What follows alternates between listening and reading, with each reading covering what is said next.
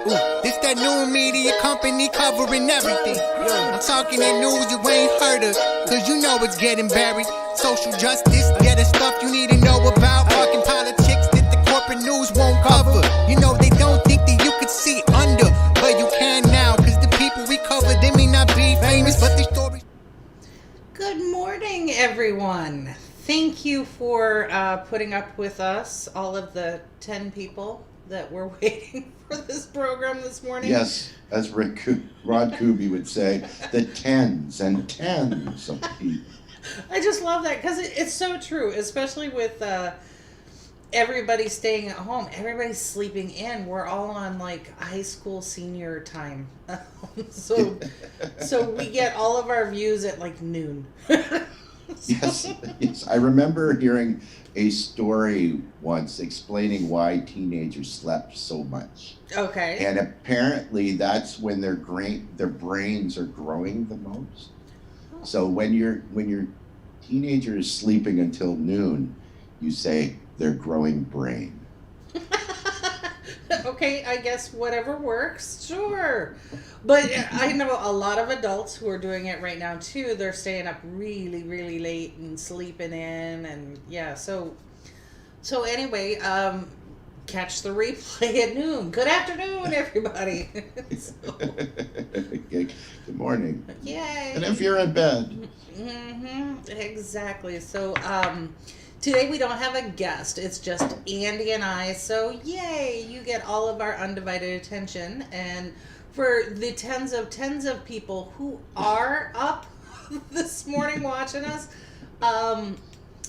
you can interact with us. So we will see all of your messages. If whatever channel you're viewing on, if you're viewing this on Facebook or YouTube via Periscope or on what's the other one? YouTube.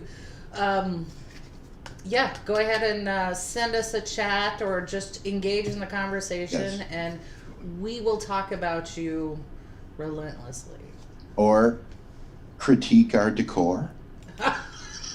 Don't. Don't. It is not. That was what I was talking to somebody about. I want to see an honest poll after all of this is done. Who cleaned out closets? Who took on an extra hobby? Who started learning a language? Who got their house redecorated? I guarantee you the answer is no one. We are going to have a society of people that are 25 to 30 pounds heavier, that all have a haircut that makes them look like Lloyd Christmas. Yes. Yeah. What are the COVID-19? The extra 19. It's the COVID-19 cut. Yeah, exactly. So we are well on our way in this household. I can tell you that because my husband has decided that homemade donuts are a thing that we need to do. So we've just been experimenting with making donuts, the ones that rise and then regular, and then recreating his favorite childhood donut. The donuts that rise twice. They rise in the oven, and then they rise in your cholesterol. That's exactly right. We're gonna be yeah, it's not a good look, but yeah. So today I was hoping to take the liberty of it's a Wednesday, and people typically perform a little bit better on Wednesday because we're resigned to the fact that we've already conquered Monday, and then second Monday, also known as Tuesday. So by Wednesday we're a little more acclimatized to the week. So today. I'm going to push back on that a little bit. I would say that there's a large part of the population that don't even know it's Wednesday. Yeah, could be. For those who are not working at home and have been furloughed or whatever, it's just a day. Right, considering that they pretty much can't remember Monday. Especially since it was a 420 Monday. Yes, that's what I mean. Yeah. I'm sure that a lot of people think it's Tuesday. Right, exactly. So, well, this morning I wanted to exercise brains a little bit Because you and I have talked about it on this program that we don't have enough critical thinking. It's like been a lost art. Yes. So let's do a little refresher course on logical fallacies and critical thinking, especially now. I think in the backdrop of COVID, information is coming out so quickly. And it's changing day by day. In fact, Don Ford recorded another interview with Dr. Burdett last night with some new information, kind of startling actually. But what I like about Dr. Burdett is he's very pragmatic and logical, and he pushes back on a whole lot of misinformation, and he will quantify it and say, well, here's what we think and here's where we need to go to prove that. So it's not just like the 24-hour news cycle where we're out in a rush to get information out. It's better to do a reporting that is based on sound logic, science, and provable and repeatable. So right, fortunately, we're living in a time where a lot of those characteristics aren't available to people, right? Considering the response of politicians and the information that's conflicting, that's going out to people, right? So we have this issue with COVID-19 that people I really don't know who and what to believe because of the motivations of where the information is coming from, right? So why we're here today is to help you use your brain matter to make informed choices about what's bullshit and what isn't. That's exactly right. And I think people, let's give everybody a little bit of credit. We do this throughout our day and may not realize it. And we do it in really small ways, like that leftover pizza sitting on the stove. I would really like to have that for breakfast, but should I? And then you go through this almost instantaneous logical framework for why or why not, depending on what you want to be true. And this is where we get into a little bit of trouble. So with critical thinking, you start with a premise. And sometimes we call that opinion. Opinion and facts are not the same thing. So what we need to go through is you have this premise, and we do this in journalism too. If somebody comes to me with a story and says, I had X, Y, and Z happen to me. So I'm a cynic because of the work that I do in journalism. I immediately go to doubt. Not necessarily doubt the person, but maybe doubt their perception. So the first questions I ask them is, okay, well, tell me a little bit about this. So now they've given me their premise. X, Y, and Z happened. And here are the reasons why I believe what I just said is true. And those are the supporting arguments. So part of the problem is we need to go through supporting arguments in a cynical fashion. So the supporting arguments are good or bad, and it's not a moral thing. It's the value of that supporting argument. So is the supporting argument true?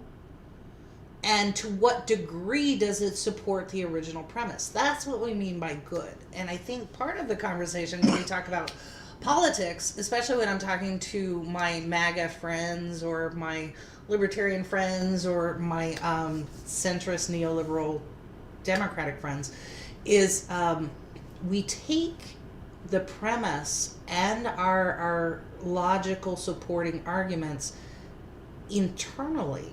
Like my ego is immediately tied to these things. I believe this, therefore, if you tear down my argument, you are tearing me down as a person.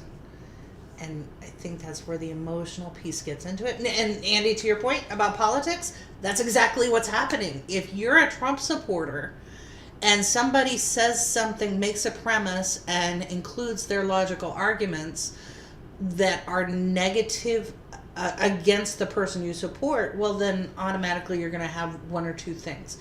I am a bad person because I support this president in everything he does, and you have just called me bad by calling him bad. Or I'm going to discount absolutely everything you say because your supporting arguments and your premise are somehow negative on the whole against the president and his policies, when that's not exactly what we're saying, right? So, Oh, and that's a big part of especially social media discussions, right? We've gotten to the point now where people aren't capable of having a fact-based debating discussion, right? It's easy to take on some other entity's talking points as your own and convince yourself that's what you believe, and then just parrot them, right? And then if I ask you, well, you just said a statement, right? That has a lot of non-supported things that you need to support. So why is it that you believe that? You know, and then that the debate just basically devolves into a shouting match or an expletive shouting back and forth. You're stupid. No, you're stupid. You're stupid. But the problem is that if you're going to take on somebody else's talking points, then you have to have the ability to back them up, right? You have to go and find out why that's the case. If you're going to tell me something, you better tell me why you're saying that. Because if you can't, then that's not an argument. You can't just take on somebody else's talking points without having the ability to explain it. So, the premise of our show. Right, exactly. You bring up such a great point. And I wonder also if it's herd mentality, right? So we're, especially in the United States, we are so tribal. You're either team red, team blue, or you're a patriot or you're not. And we forget that the good that someone does doesn't erase one bad thing, and the inverse is also true. So for example, if you as an employee of your company, you're dedicated, you come to work, you do your job, and then one day you're late, does that make you a bad employee because you were late that day? Or let's say you made a mistake on a report, or you're working in construction, you do something that injures yourself or someone else. It's an accident.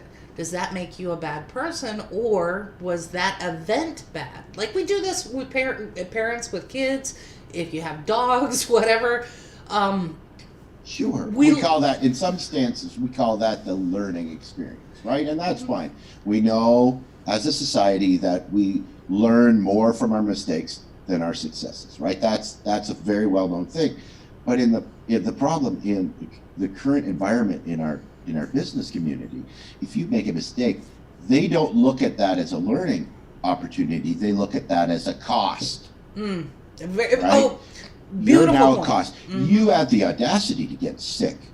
You took 2 days off last year. That's 2 days that I'll never get back. Well, and that's exactly right. So we see this situation where we're not paying people for time off because they're sick, and even from that logical framework, we can use that same quantifying data to show where, okay, if you give your employees X number of days off paid, you will actually increase productivity in these ways and reduce costs in attrition rates. It's very costly to hire new people and train them. So here's where you're actually going to save money. So yeah, it goes back to that critical framework. But let's take the example out of business, money, and politics just for a second. All right. Toronto Blue Jays. You're a fan of the Blue Jays, right? Absolutely. Okay. So if I make the statement that the Toronto Blue Jays are the best team in baseball, that is my premise. They are the best team in baseball. And then I back up that premise with these arguments. And here are my arguments. They are the best team in baseball because I like the Blue Jays. That's my first argument. Second is all of the players are healthy. And Right. my third is no other team can fill a roster. So of those three supporting arguments for my premise that the Toronto Blue Jays are the best team in baseball, some of these have more true value than the others. So I like the Blue Jays. Therefore, they are the best team in baseball. Right.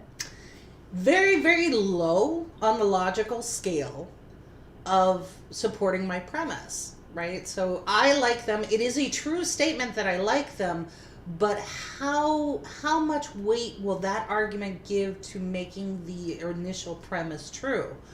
Next to zero, right? Because even if I wear my lucky jersey and don't change my socks for 3 days or whatever it is, I will have zero effect on how the Toronto Blue Jays perform, right? So it's very low.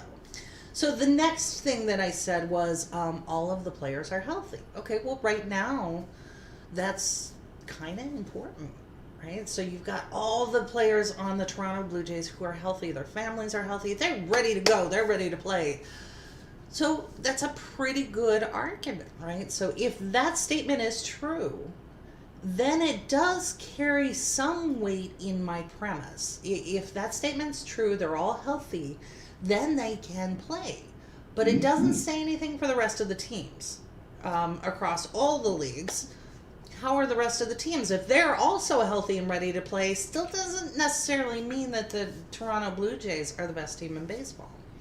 So then if we look at the last argument, no other team in any league can fill a roster right now. Right. That actually has a high value. If that statement is true, it has high value in supporting the premise. Let's say no other team could fill a roster. You can't even, the outfield, forget it, infield, nothing. You cannot. Right. Then They're all self-isolating. They're all 25 pounds heavier. Their hair's grown long. Their razors broke. They all have facial hair. Okay, I gotcha. Okay, gotcha. Yeah. So that statement, if true, does support my premise, whereas the other two are their opinions. They make me feel better, whatever. So this is the whole philosophy around critical thinking. And when we're done, I will post this really cool video from Professor Jeff, and I forgot his last name, Northwestern University, who has this nice little cartoon to go through these logical arguments. And I guarantee you, if you get this right, you will win all your arguments from here on out. So if that's not incentive enough to piss off all your family and friends, I don't know what else to tell you. Go watch the video, and you will dominate online conversations if that's Exactly. and you have the ability to piss off all your families and friends, and they can't come to your house to beat you up. And that's exactly right. Square up, bring it. That's right. Ooh, who's afraid to come to my house? Yeah, right. So all of this has just been a really big setup for the subject that I really want to talk about this morning. So a little bit of background on where this came from. We know that staffers in the White House. All right, so let's back up a little bit. When you volunteer on a right. Go. When you volunteer on a campaign and you work as a senior staffer on the campaign, it's somewhat understood that if your candidate gets elected, they're going to bring you with them to Washington. Okay? Sure. Sometimes it happens, sometimes it doesn't, sometimes it's part of the negotiation process. But for me as a candidate, especially on the progressive side, if I have people in my staff that I trust, and when you go through it, it is a battle. You're definitely in a foxhole with these people. If you trust them, then you want to bring them with you to the ultimate battle royal in DC. So it's kind of understood that senior level staffers on a campaign are brought to DC. Not always, and you do round out your staff. So especially if you're running for president, you are vetting other people who are going to make up part of your cabinet, but around you in your office, you want people you can trust. So it's a natural thing that happens. So when President Trump won, he brought with him a number of staffers. And we've seen a pretty good turnover in the last few years about who did what. But it is understood that a large number of the staffers in the White House are big fans of independent media on the right, in particular Infowars. So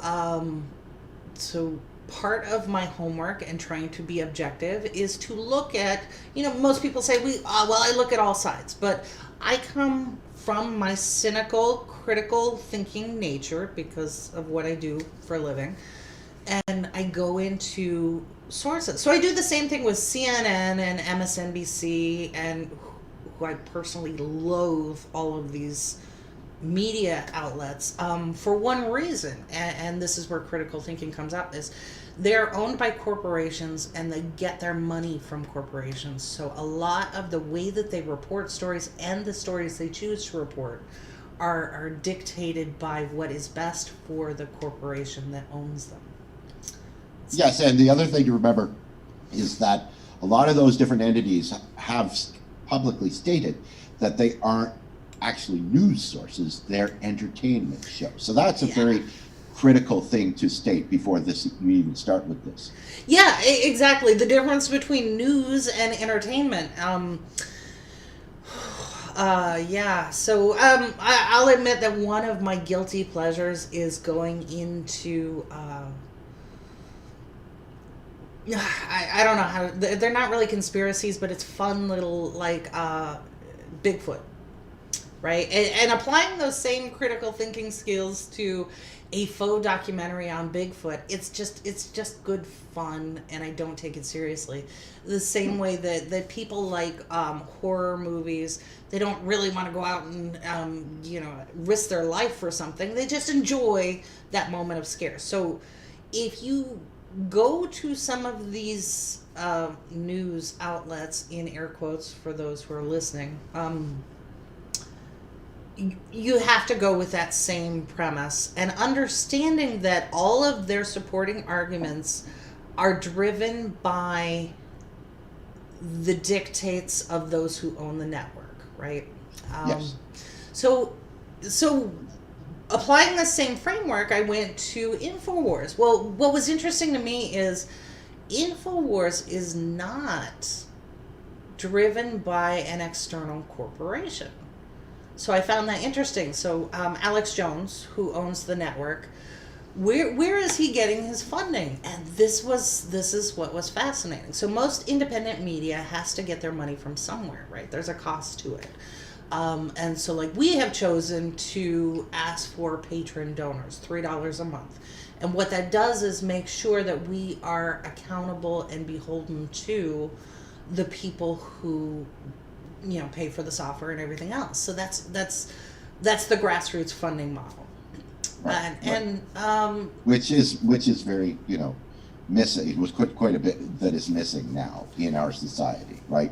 Mm-hmm. Having the ability to be true to your morals and your standards and that kind of thing, right? Which is very important for the left to maintain, because we can't accuse others of not being moral and having standards if we're not going to follow that model ourselves.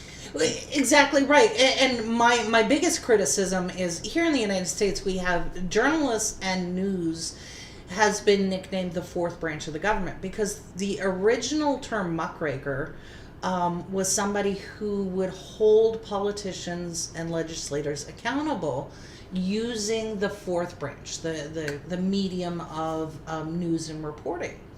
Well, because so many of these big news organizations are now corporate owned, and the corporations are also buying politicians, you have this inherent conflict of interest. And my biggest criticism is the paywall that these outlets have put up, which is contradicting their role in civic engagement. So if I have to subscribe to your paper to get election results, that's a problem. If I have to buy a subscription to get information on COVID or closures or all of these other things, that's a problem, because we have now set up a system of disparity between have and have-nots. And that is not the way the journalism is supposed to work. So here, and many other sources have set up a no paywall, because you should have access to information that you need. But we do ask for a contribution, just like, subscription, whatever, but we're not going to withhold information the way that the New York Times and other publications right. And I think a lot of that is just the changing of the times, right? Like if you think about before the information age, which we live in now, right? You went down to the newsstand, you threw the guy a nickel or a dime, and you got the morning paper, right? So you were paying for your news, but that was basically the same for everybody, right? You didn't go online, click on CNN.com or whoever you got your news source from. You went, you read the paper or you watched the TV news, right? So that's a lot of that has to do with the changing of technology as well, right? Right. Okay, so real quick, one of our viewers, going by the name of Fireboxer, has jumped into the conversation with some really good points. And so, good morning, Fireboxer. Welcome to the morning. He brings up a number of good points. I'm just going to read them off here. The lobbyist system proves that we live in an oligarchy. And he points out that CNN is getting their funding from, and I'm not sure what this is. This is a name, Avi Novo. I'm going to have to look that one up. So thank you, Fireboxer. And then this left-right system was created by the oligarchs to control us. So that means you live in an oligarchy. So Fireboxer, great points. And actually, you're right, because, okay, so here's his premise that we live in an oligarchy. And the logical framework we can apply to it is I can point to 3 separate university studies that say this. And we know that the data is available to show that I, as a regular voter, can get issues that are important to me and my cohort enacted into legislation less than 3% of the time. However, if I am one of the Waltons from Walmart and I want legislation that's going to improve my business, I have a 50% chance of getting that information to my legislator and getting it passed. And, I can actually sponsor the lawyers to write the bill and help with the lobbyists and all of that sort of thing. So Fireboxer, thank you this morning. Sorry we didn't get to your comments a little earlier, but you're absolutely right. So, that's a perfect kind of segue into what we're talking about now when we're talking about the fourth branch of government and things like that. So, there's a lot of different things that you can point to that like, I mean, and quite honestly, we would have to have an afternoon show to go over why that's the case in any different direction where it's possible, because we would be talking for 5 hours about this, right?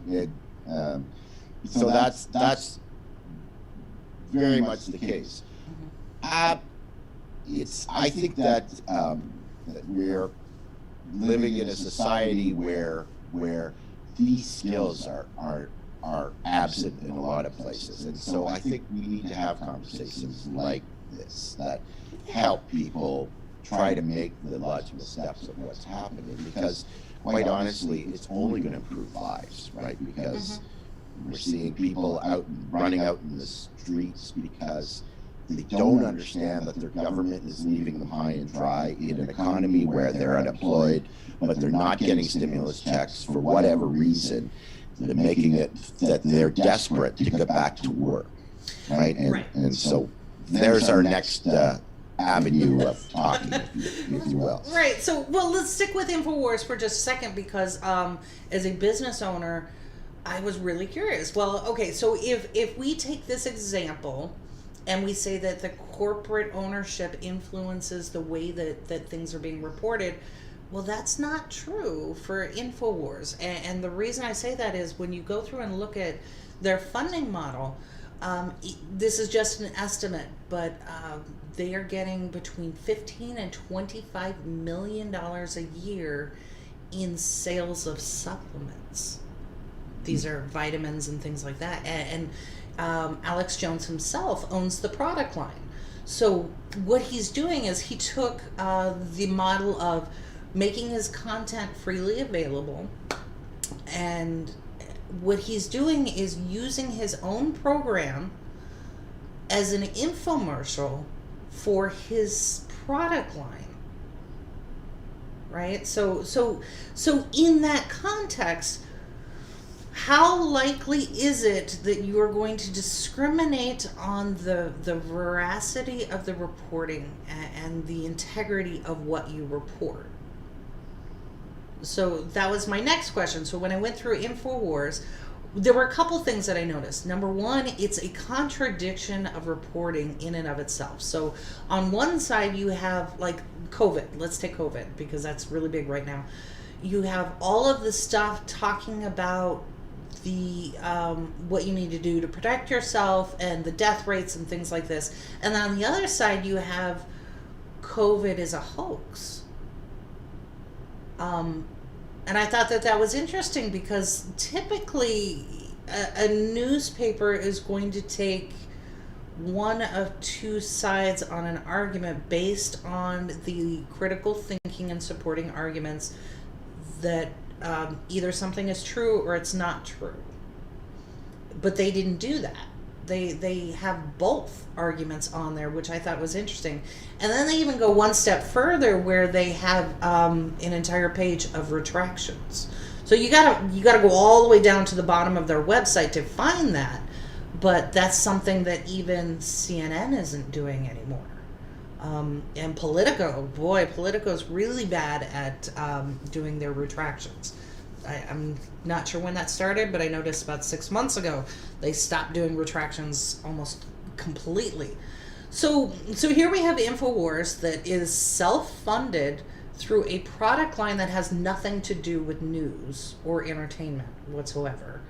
And then they have free access, and they are also billed as entertainment, not news. But this is the source that is being used as a bellwether by people in the White House. Okay, so now we got all of that down there. So let's go down even further.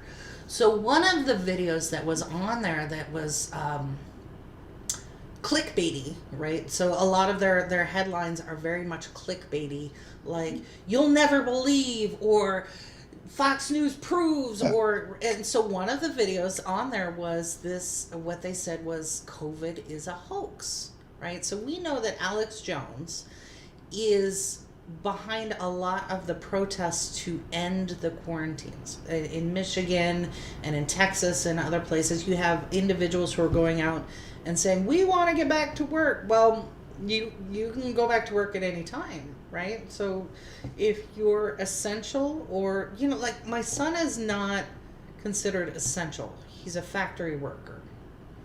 He still goes to work every day. So I'm not sure. I guess I misunderstand their argument that what is it that you want to do that you are not able to do? I don't really get that. And in the back of my head, my cynicism is going, well, the oligarchs have said that they don't want their businesses to fail, and they hate where the economy is right now with, like, oil prices fell below $1 on speculation. So they hate where it's at right now. They want you to get back to work, and we've heard the headlines about, well, if you're a true patriot, you are willing to die for the economy. So just logic tells you, what happens to a business that fails? they go into bankruptcy protection.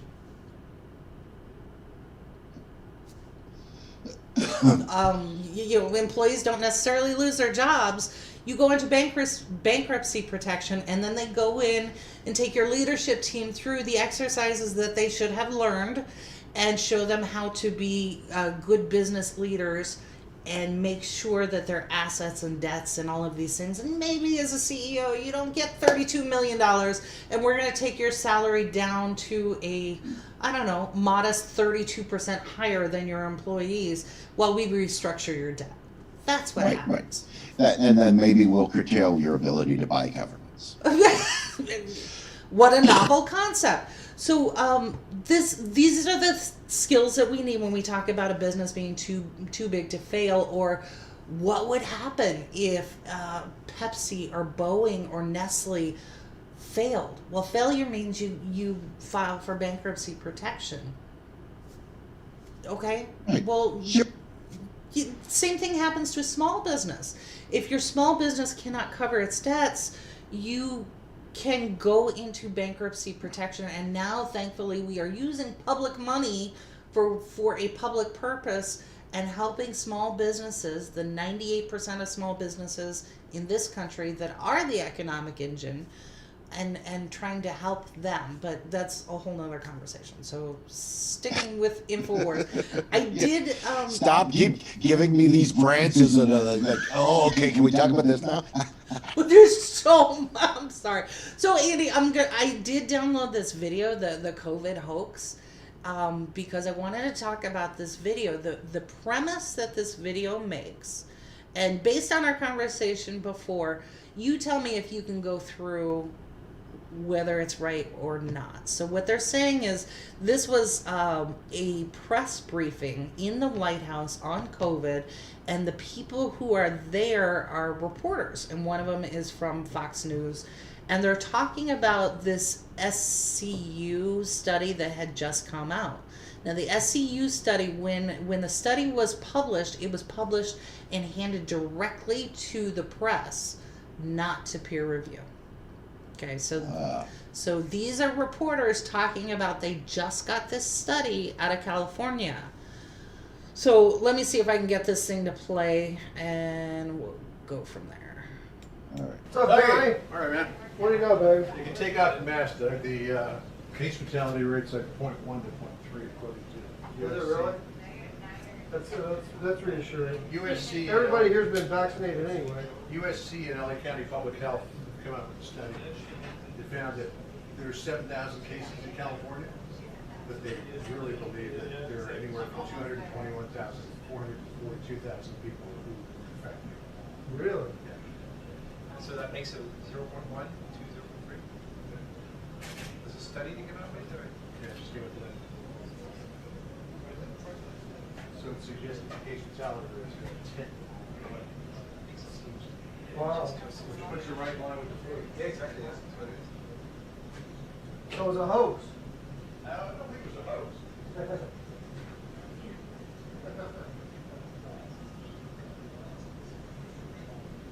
All right.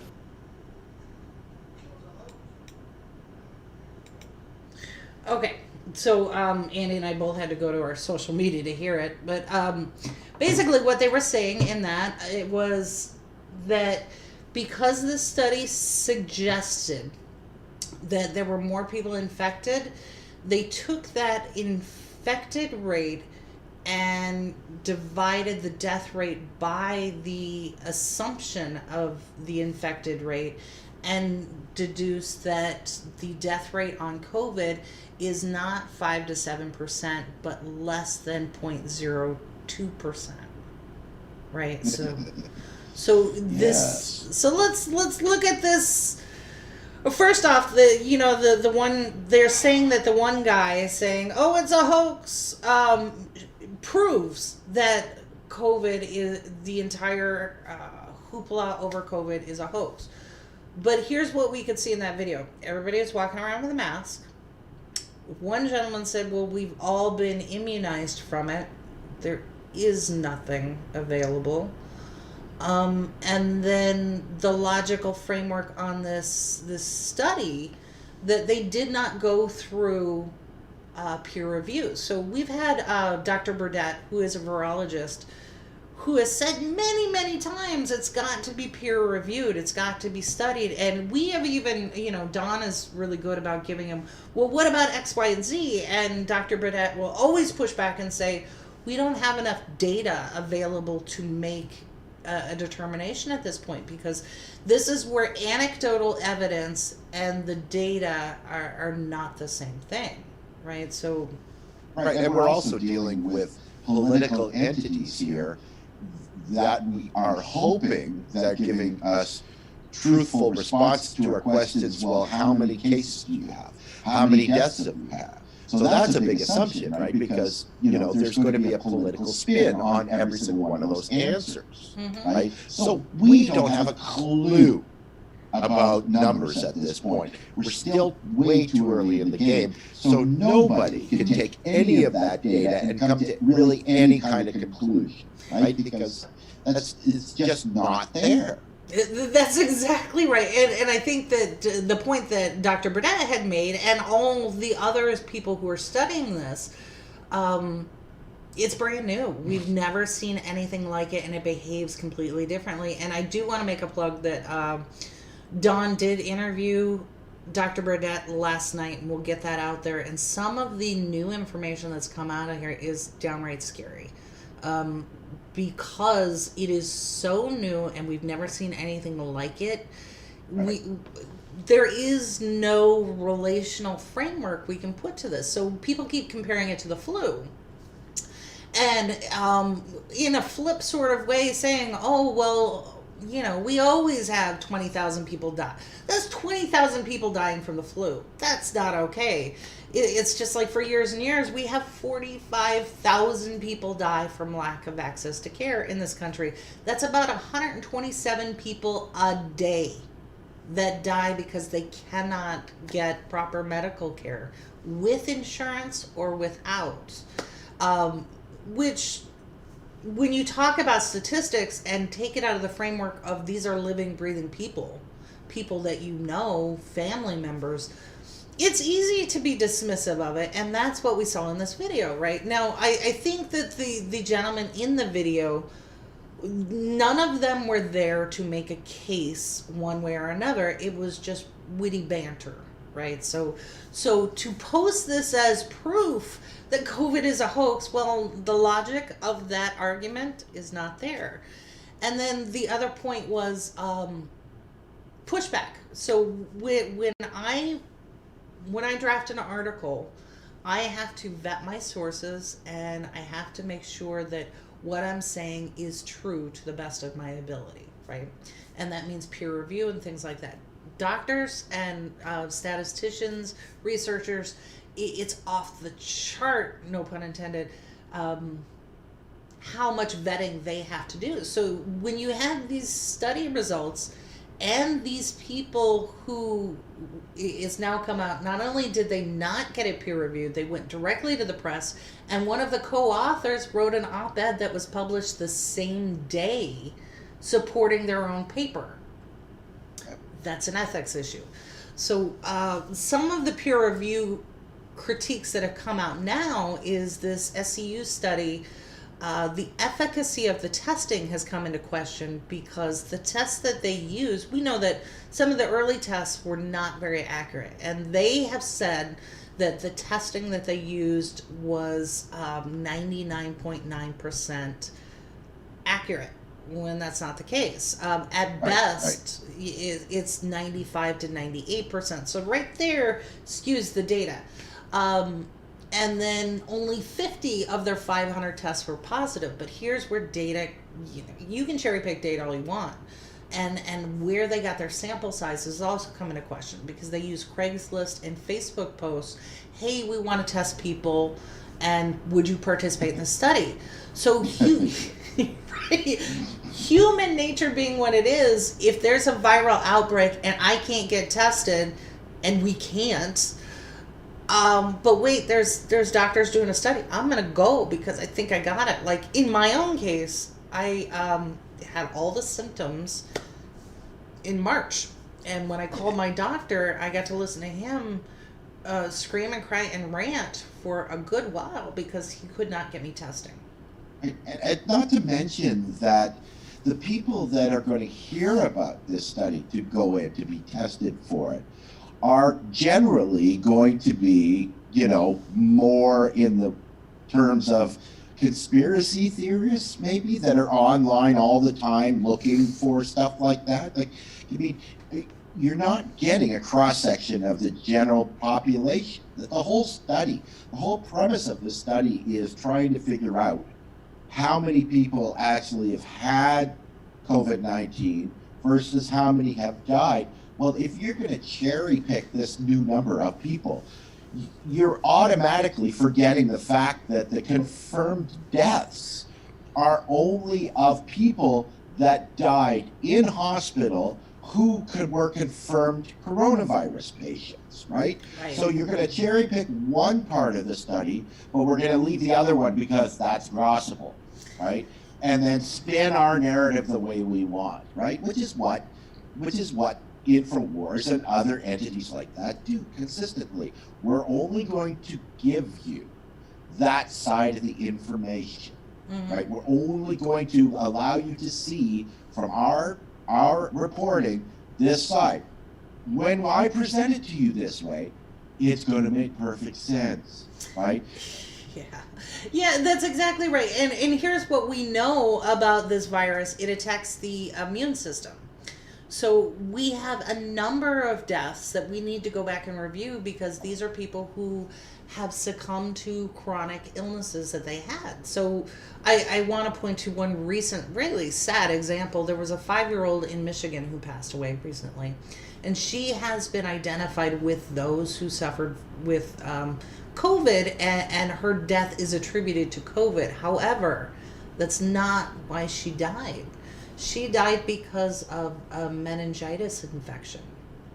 So what we need to realize is if I'm dealing with chronic liver issues or severe asthma, and we see now the pollution plays a factor into this, and I get COVID, and then, viral load also goes into this as well. But if I get COVID, I am less able to deal with these chronic issues than I had before. So if I have a severe asthma attack and I die, is that counted as asthma or COVID?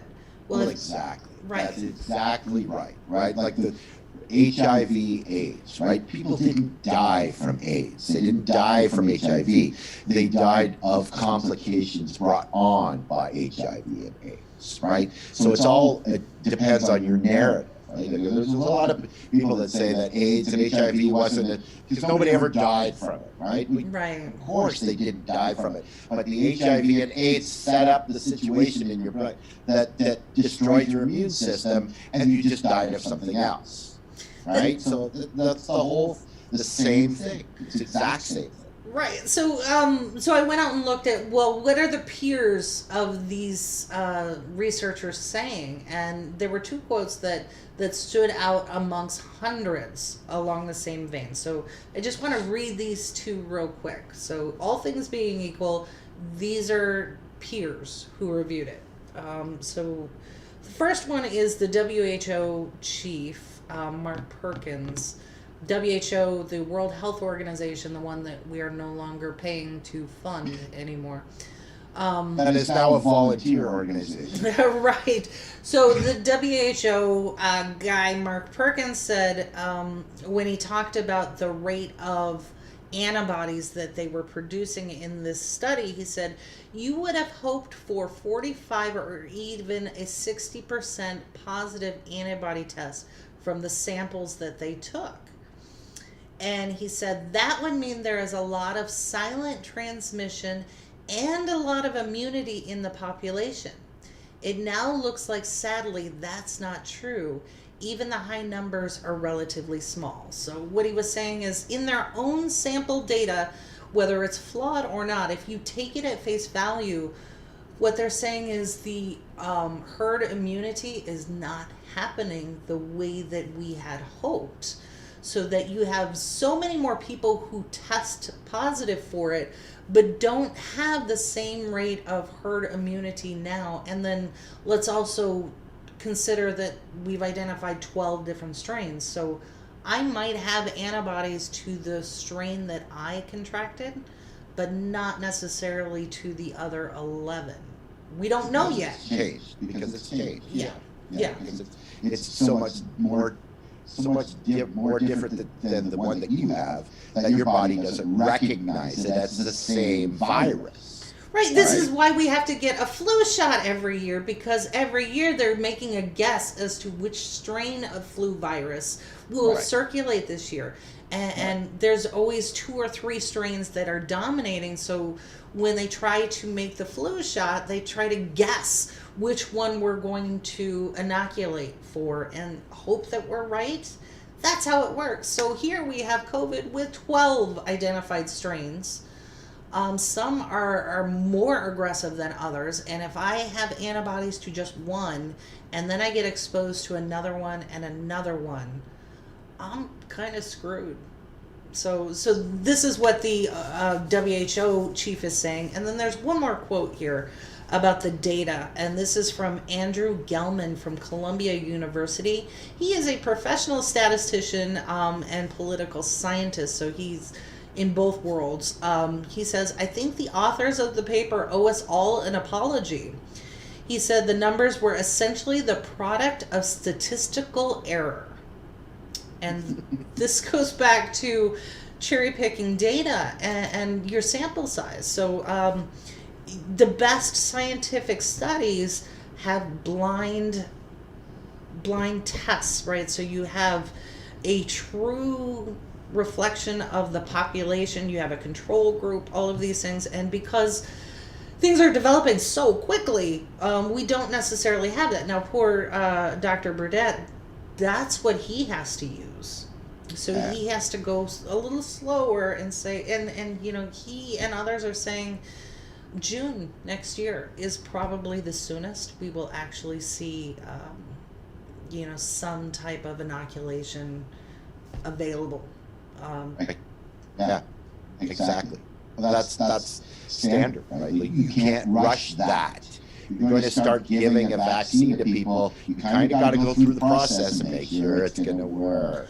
And not kill people. Right, like the hexachloroquine or whatever it is that we're going to probably find out later that 2/3 of the Republicans in the House and Senate have invested in it. Yeah, thank you, and may they go bankrupt for that too. Yes. So this goes back to the broader argument of critical thinking that we should all be employing, because your life depends on it. So right now we're in a situation where we have oligarchs upset about losing money. And well, let's be clear about that. We're not talking about losing money. It's that we're not making more money, right? No, none of these people have lost anything. The federal government has used the power of the purse to keep everyone afloat, including the stock market and the oligarchs and the large corporations. The only people that they've forsaken are the human beings in the society and small businesses. And everybody else is doing fine. They're just not making money at the same rate they were making it before. So please continue. No, great clarification. And you can hear, for those of you, those are my dogs in the background. And they're agreeing with me. They absolutely are, Andy. That is your cheering section. So Thank you, Finn. Yeah, exactly. So this is what I wanted to walk through, and you know, if you're going to Infowars purely for entertainment, hey, go for it. I like alien abduction stories and Bigfoot, and I view that as purely entertainment. If we're going to set policy and put lives at risk because of what they publish, now that's a problem. And this is a distinction that we really need to make. So I get that Infowars might like the clickbait, and they're obviously making money. Good on them, you know, whatever you want to do.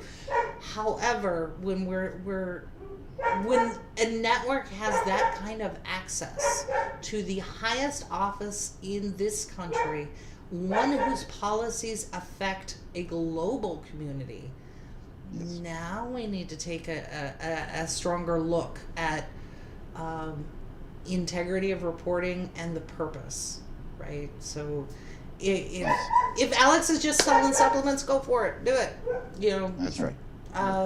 But yeah, so now we're talking about reopening activity at a state level, putting people at risk, and not really taking it through the logical steps. So I go back to the people who were protesting.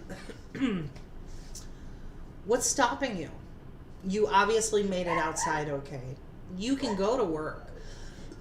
You can go to a park. You can do what you think you need to do. Why am I now subject to what you want? And what do I gain by listening to what you have to say and putting myself and my family at risk? Exactly. Yeah. Exactly. That's what it is in a nutshell, right? But it's really tough. It's really tough to blame the people when they're being inundated by bullshit, right?